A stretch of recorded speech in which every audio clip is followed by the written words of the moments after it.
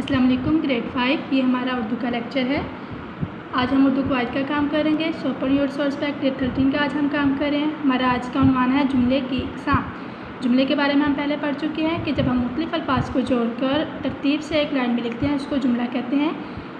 جملے کی اقسام کے بارے میں آج ہم ڈسکس کریں گے۔ جملے 3 قسم کے ہوتے ہیں: مثبت، منفی اور سوالیہ۔ مثبت جملہ ایسا جملہ جس میں کسی کام کا کرنا یا ہونا پایا جائے۔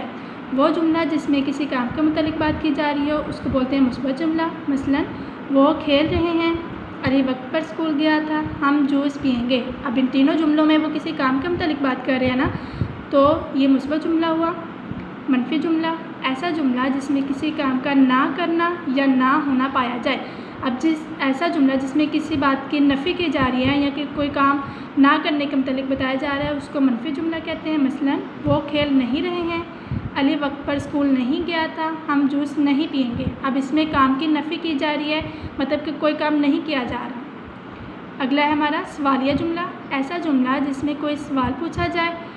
وہ جملہ جس میں کسی چیز کے متعلق پوچھا جا رہا ہے یا کوئی سوال پوچھا جا رہا ہے اس کو سوالیہ جملہ کہتے ہیں۔ مثلاً کیا وہ کھیل رہے ہیں، کیا علی وقت پر اسکول گیا تھا، کیا ہم جوس پئیں گے۔ اب اس میں کوئی سوال پوچھا جا رہا ہے تو اس کو بولیں گے سوالیہ جملہ۔ اوکے اسٹوڈنٹ، آپ نے یہ اپنا کام اپنی نوٹ بک پہ کرنا ہے، نیٹلی کرنا ہے اور اس کو اچھے سے یاد کرنا ہے۔ Thank you.